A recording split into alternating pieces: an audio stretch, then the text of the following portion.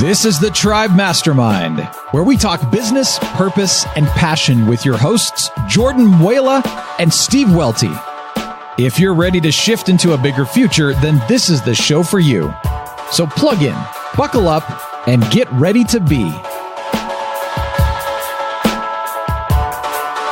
Another episode of the Tribe Podcast coming at you today with a juicy theme. The theme today is not taking your own thoughts too seriously. bit of a mind trip there, man. Sorry, man. Yeah, I know. It is, our mind, it's who we are, right? Or we think it is. But, I've done a lot of self-work on it. And I've got this Post-it right in front of me that says, when they're suffering, I've returned to the mind and lost presence. And I think success to me is peace of mind, first and foremost. And if I can get out of my mind and out of the rattling and the gorilla in the cage that's constantly chattering and trying to make me wrong or make me, make me come down and that's the other, like the new song I just wrote, I just came out with Trigger Happy. It's actually about this. It's about, isn't it weird how you'll feel really great? Like, think about a time when you're just feeling so good. And then within a few seconds, your mind's like, oh, well, what about this? Like it brings you down. It's like you're trigger happy for like a second. And then your like ego has to take you out of the, great place that you're in. Yeah, your mind's like that horrible friend that's like, "Hey, buddy, don't get too happy, right? Don't get too excited." Yeah, man. It's like, so creating some distance works for me. Realizing this is like the last 2 years I've really come across this concept. I used to walk. I still got to do this sometimes, but do you ever walk down the street and you see someone and then you're like, "Oh, douchebag," or like something. Some instant judgment. Yeah, and what's really funny is it's usually someone that like looks like me, like dresses like me or something. Like, look at this guy, and I'm like, "What is that?" And I used to feel bad. I'm like, I'm a horrible person. Like, what the hell is wrong with me? Like, I just took that person out like mentally, and they're just walking down the street. And what I've realized lately is that's a horrible fight to have because you're never going to win that. You don't wake up and start thinking. You wake up in your thought, right? Like you have no control over 90% of the thoughts that you have.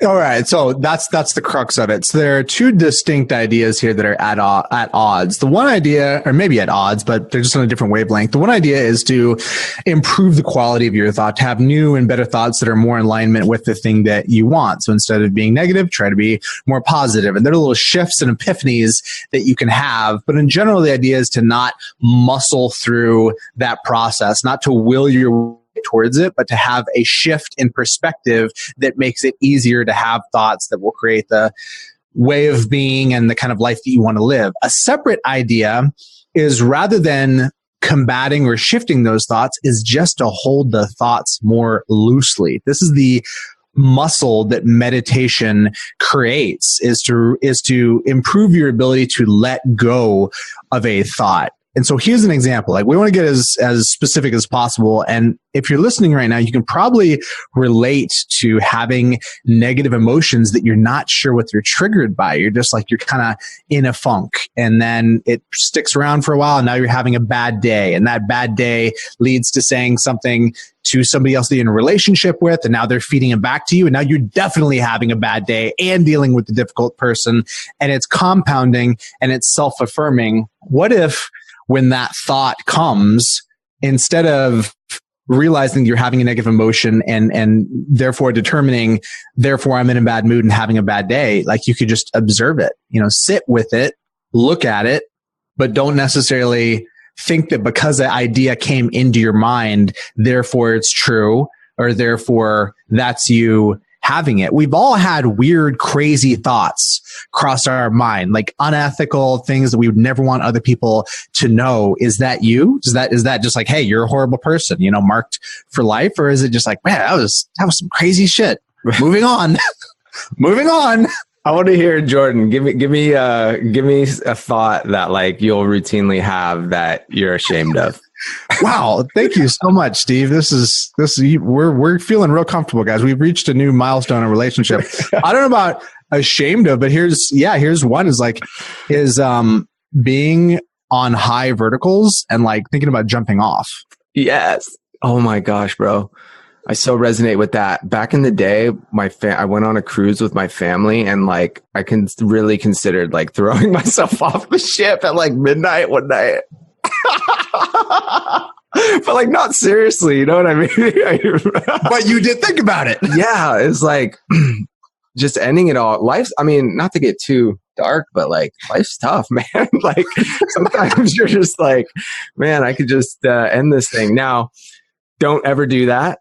It's never like that's the mind. That's the mind. Like, look at all the beauty around us. Look at all, and it's just incredible. One of the things I'm doing to help take my mind less seriously, that I need help with, Jordan, I need to help stay accountable, is like killing off TV and less phone. We always talk about less phone, but I'm literally committing to not, and I'm saying this publicly because it'll be more powerful then, to give up TV for a while. Now, if we're going to watch a movie or something with my wife, that's cool.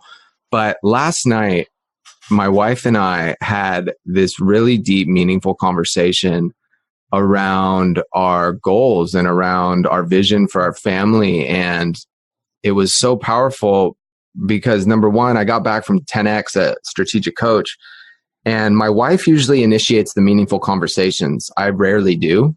And I can't remember what exercise we were doing, but I was like, that's something I want to work on, is initiating the more meaningful conversations.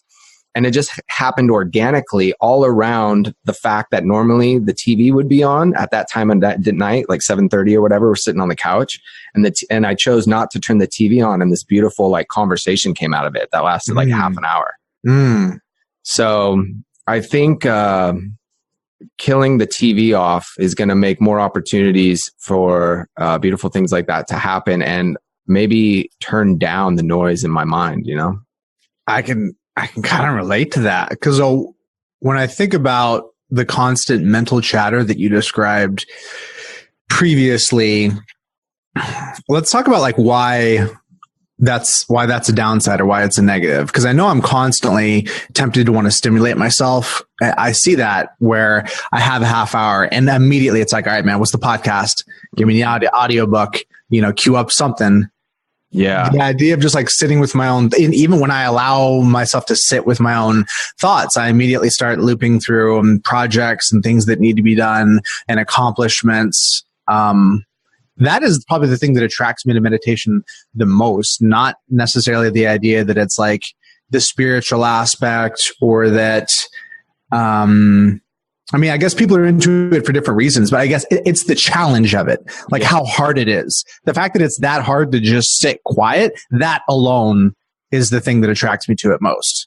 Yeah, I resonate with that. It is the challenge, and it's difficult. You look at TV, and I never noticed this until I thought critically about it, but they change frames every like 3 seconds. It's like the mind constantly needs something new. And with the phone, it's like, that's why I love that Darren Hardy taught me, like, trying not to pull your phone out in front of another human being. Like, because if you just actually sit there, it's a lot more challenging. And you see what it's doing. We're totally overstimulated. And I think that's one way to create space and actually make a lot better decisions. If we're on the goal, like we talked about before, of making better decisions, not getting more done, then how are we going to set up our mind to make those better decisions? I think killing stuff like TV, phone too much, and having time with your thoughts alone is a big step. Man, I'm glad that you referenced saying something public. I've said it in public in the context of our mastermind, but I just want to make a commitment here, like on this podcast. Next Friday is D-Day for me. Next Friday, we are recording our next episode. And by next Friday, I will be talking about my experience in purchasing a dumb phone and having that as my primary device. So I'm just like, I'm planting the flag, man. Yes, man. I love that. I'm looking forward to that. I think that's going to be huge for you. I do too. I know it is. Yeah. I don't know why I've resisted it. Yeah. It's really like something I do each morning is I sit quietly and drink coffee and don't do any planning. So that's been really helpful to help quiet the mind. And then the meditation stuff is good. What else? I think there's just been an overstimulation of podcasts, all these things. Like when I walk my son to the beach in the morning, I've been leaving my phone, and I've just been seeing better results personally and professionally since I've been doing a lot of these things. And it's like, try to figure out what everyone else is doing and do the opposite is kind of one of the keys to success. And everyone's, consuming as much information, not everyone, but the majority of people. So I'm really big on this hack of being less distracted as being a superpower. So going back to this idea of not taking your own thoughts too seriously, Jason Goldberg is a guy that you've done some coaching work with. I know him. We had him out at PM Grow, not this year, but the year before. One thing that I interacted with that kind of turned me off at first was he's really into humor. He talks about like doing stand up and joking around. Mm-hmm. And there's still that aspect of me that's like, no, life isn't funny. Be serious. Life is war. That sort of thing. So like I come up against that especially because he's not just like a comedian. He's doing it in the context of coaching. It came full circle for me to appreciate it in light of this idea of not taking your own thoughts too seriously. And I've heard a number of critical thinkers that I really respect talk about humor and levity as being the touchstone for just like getting off of it and holding things more loosely, which independent of humor is really important to me. Like in your coaching interaction with him, do you see him channeling humor as just like a way to constantly come back to holding things loosely? I love that correlation you made there. That makes a lot of sense. Because the first time I came across him, was at NARPM, I think, many years ago. And then I checked his stuff out online.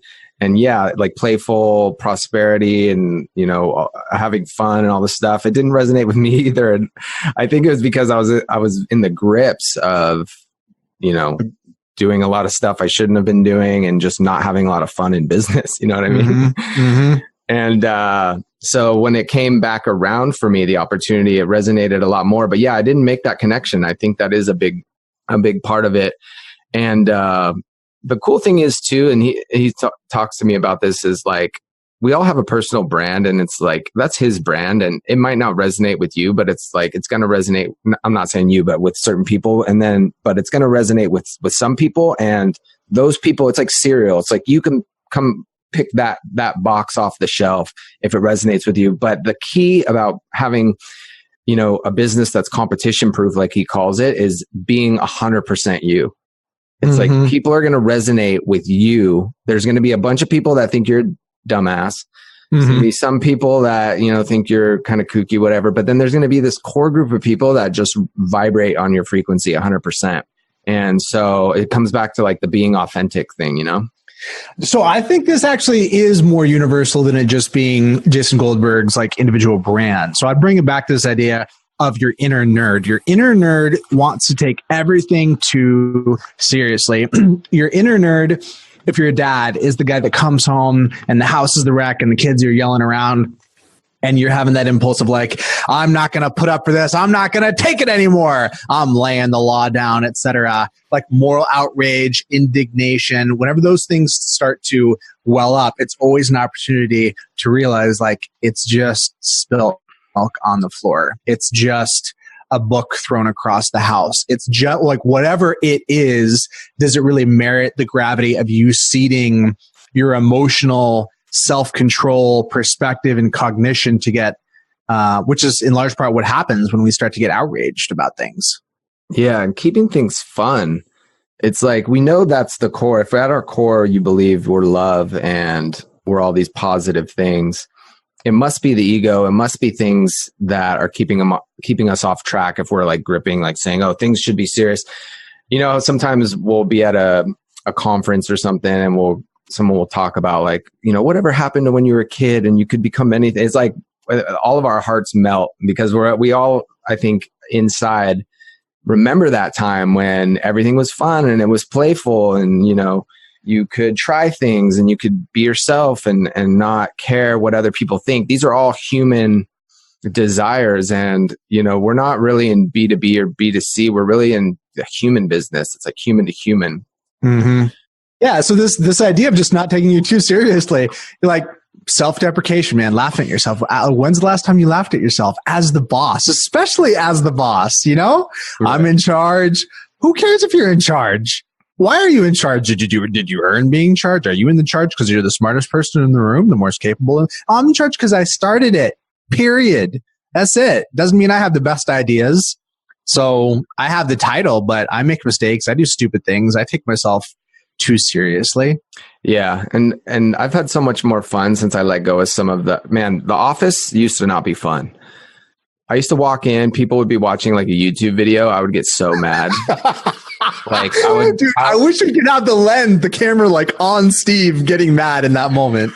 Dude, first off, I would get really mad internally. I would like fume in the other room. I'd be like, these sons of bitches. Like, who do they think they are? Like, take it. Like, you work the whole time you're at work. What the hell is going on? And then I was talking to someone about it, and they were like, you know, you can fight that, but that's going to be a really hard battle to fight. Like, you know, you might as well just like, people don't work the whole time they're at work.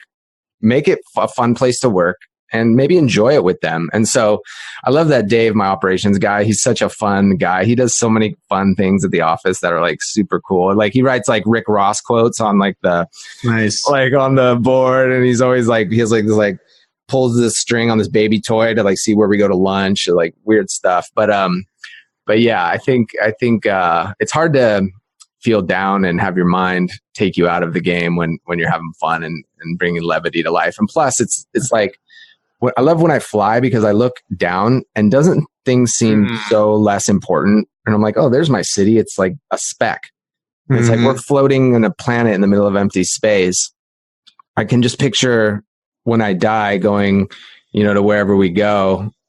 And then like God being like, what the hell were you doing? Like, did you see where you were? Like, I think we lose sight of where we are in this universe. And it's so easy to, because it's just such a big thing to even think about. But it's a cosmic play, man. It's a motion picture. It's light and shadow. So let's have some fun with it, you know, while we're here. And I think that's going to lead to better results in your business as well.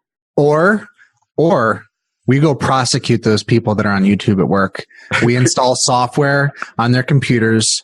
We have ongoing meetings. Tensions rise. The boss is angry, but we got those sons of bitches, like you put it. We got them, you know, cosmic, whatever. We got that guy that was on YouTube at work. Yeah, man. And that brings up another theme, like what you resist persists. Oh, dude, I love that quote. That's money. You know, like it's taking some time to think about what are you resisting right now? I'll give you an example.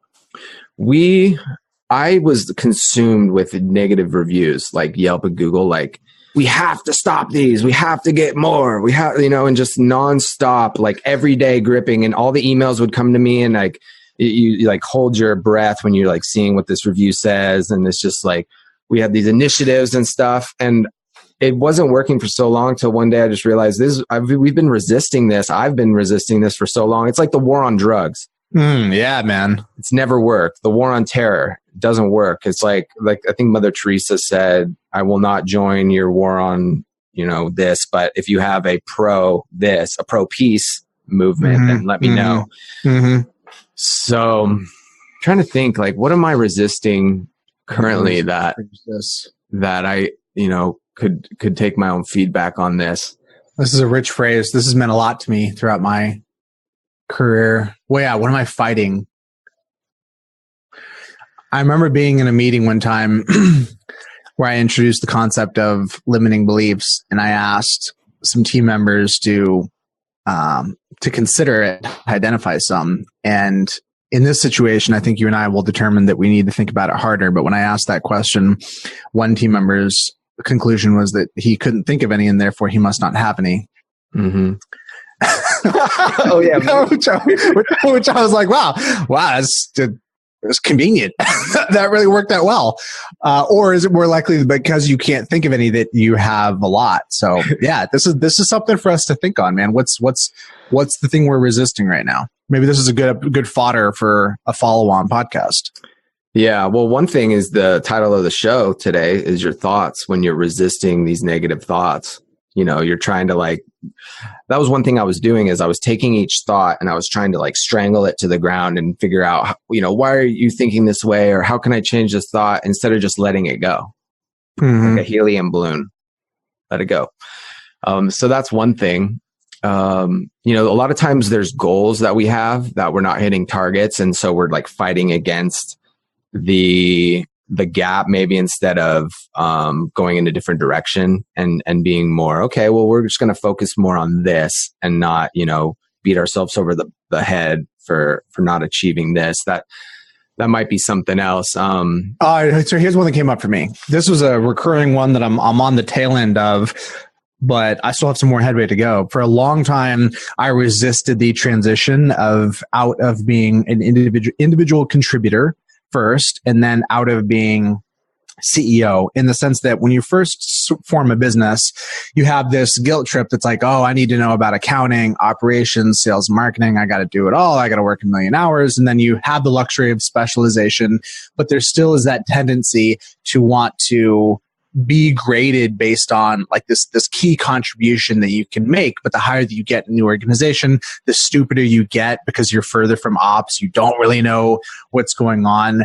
I resisted the expectation of some of my business partners towards me that I needed to keep contributing on this like more direct labor capacity, like specifically as a sales marketing guy, like, oh, we need to run these campaigns, or we need to do some pay-per-click stuff for Bleed Simple. And it was just clear to me, this was low level stuff that was beneath the kind of contribution that I was making.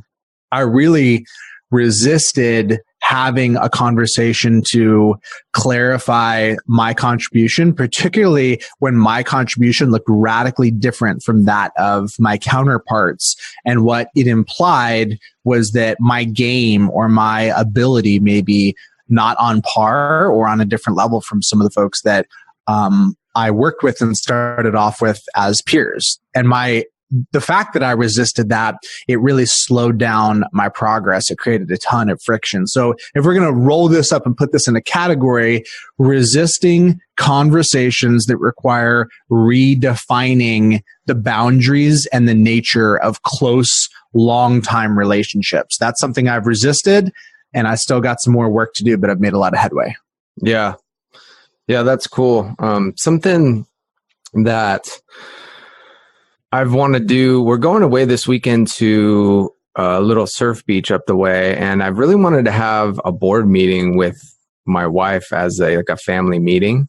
And I've kind of been resisting having some clear conversations around, what our goals are as a family and stuff. And we did some of that last night, but and there's been some unclarity with me by not having those conversations. So I think that's something that comes up for me as far as something I've been resisting. But would you have any advice on that? I know you do that with your family, your wife. Like, how did you, like, what kind of questions do you ask? Or like, how did that work for you? Yeah. So I created this started out from like an annual review practice. So basically, looking at what happened over the last year, doing a calendar review on a week-by-week basis. What were the significant highlights of all 52 weeks? Roll that up into months, and then just asking some big questions about what's worked, what hasn't, what do we want to change. So then after doing that review, we looked at things like forward-looking. What relationships do we want to double down on? Do we want to hold constant on? Do we want to cut? What in our relationship is working and not working, parenting with work, basically just defining like the key buckets of our lives and kind of asking where do we need to shift and move. And that's pretty much it. It was more about awareness rather than looking for some radical repivot, just wanting to go back to that conversation at a high enough frequency to maintain the awareness that constantly is fading. Yeah, man, that's awesome. They're simple questions, but I lit up when you said what things in our relationships are working and our relationship is working. That's a really simple question that, if asked every so often is going to lead to a lot more closeness and intimacy. I think Oh, and that was something else I wanted to tell you about at Coach. I was reading this new book they came out with. I forget what it's called. I think it's Who Do You Want to Be a Hero To? And one of the three main pillars of strategic coach, the first one was that everything we do enhances the team and deepens intimacy with the team members. And I was like, whoa, I saw, like your brain only hear or see, or your eyes only see and your ears only hear what your mind's looking for. It's like intimacy is a big word for me right now. So I'm like seeing in all these places. And I noticed in Coach, everyone working at Coach has been there like 20 years, like minimum. Dude, that freaking blows my mind. I'm thinking of a Marilyn Preble, but there's a bunch of people in that category where they look like they're like definitely mid-30s, super competent, but then they tell you they've been there for 20 years. And I'm like, how? You look like you're 35. How could you have worked here for 20 years? Right. It's a weird phenomenon. Yeah. Yeah. And so coming back to business, there's a coach tool called the 4x4, which I think helps really get to some of the difficult conversations and questions that maybe we can be asking. And one of the buckets it talks about is what drives me crazy. So you put on paper, what drives me crazy? And you can do this in a performance review thing. And that's just a great question. If you forget the 4x4, it's like, how often have you had a conversation with one of your employees about, hey, these are the 4 things or 5 things that drive me crazy. And then here's how you can be a hero to me, and getting really clear on here's how you specifically can be a hero. But one of the cool things that came out of this most recent event was, and we're going to do this next week at Good Life, is everyone's going to do a 4x4 on themselves. So they're going to say, what do I think drives other people crazy that I do? And and that's one part of it. But the cool part about that is it makes talking about things like this acceptable and more light and fun, because you probably know things you do that drives your team crazy. And by saying that, now it speaks it into existence, and it can be talked about and it can be joked about. And drama in the workplace is not just someone complaining outright. Drama can be like not complaining, like, I'm just angry at this person. And like, there's so much drama that we can kill in even really good organizations. So that's one thing. The other is how I can be a hero to you. And so everyone's going to do that. We're all going to share it. And I'm really excited to see how that goes. Man, I really like that. So that resonates with me on the level of like laughing when bad things happen. I've had this, what I historically viewed as a bad habit, but now I'm just kind of embracing of like laughing when bad things happen. Really? I like that. That's, I heard another thing that was funny. This guy said, you should respond to everything good and everything bad with the same word: fascinating. Like, Bender. Fascinating, man. Or perfect. It's just as it was meant to be. Yeah, or perfect. It's like this lady was telling Marianne Williamson, the spiritual teacher, like, I don't know where I'm supposed to be, or I don't know what I'm supposed to do, and I don't know, where I'm supposed to be. And she's like, you're supposed to be here with me right now. And you're supposed to be, talking to me. You're supposed to be where you are. And it's like, that's another tool when my mind is creating this gap and creating resistance of I'm less than, or I'm not, this or that. It's just like, I really believe that the universe, God, whatever it is for you, has you right where you need to be for the biggest impact on, people, and to play your part in this drama, Yeah, embracing the moment. The past and the future are constructs. What we can actually influence and impact is this moment if we just like choose to be here, choose to show up, and to embrace it for what it is. Yeah, man. But yeah, so, I've made a lot of progress, I think, in identifying some of this stuff that brings me down mentally. I think life is all a mindset game. I think the bigger the mindset, the farther you go, the more people you can impact.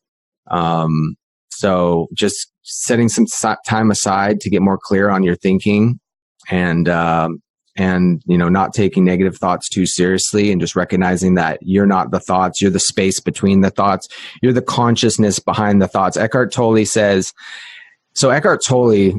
one of my biggest, spiritual teachers, amazing. Like he's just incredible. I don't even know like where he's from, but he was going to kill himself back in the day. He was coming up the ranks in business, and then he was going to be a professor, and he was like seriously considering killing himself. And he said, I can't live with myself anymore, was the thought he had. And then he had this like epiphany. He's like, well, wait, if I can't live with myself, who is I? And who is myself? You know, like, who is this person that I can't live with? And that's when he started to realize that there's this like roommate, he calls it, like, that he lives with. It's this like never ending chatter that tells you you're not good enough, or you shouldn't have done that, or look at that person, what an idiot.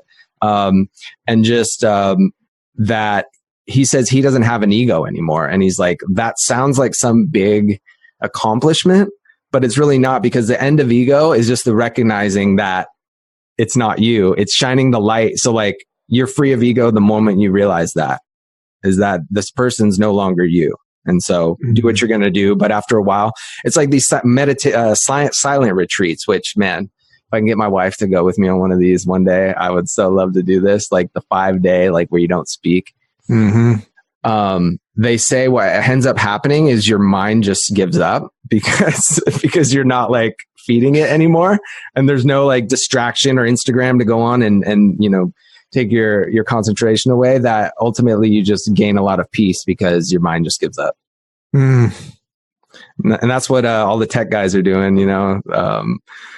All the big, all the tech guys, they're like doing all the silence, and they're doing all the drugs. From what I see, they're like hallucinating and trying to go to Burning Man now. That's true. That's another episode. Let's wrap it there, guys. Hopefully this inspired some interesting thoughts around this idea of taking your own thoughts less seriously, holding them more loosely, and could lead to some breakthroughs. It's been impactful for us. Thanks for listening. See you guys on the flip side.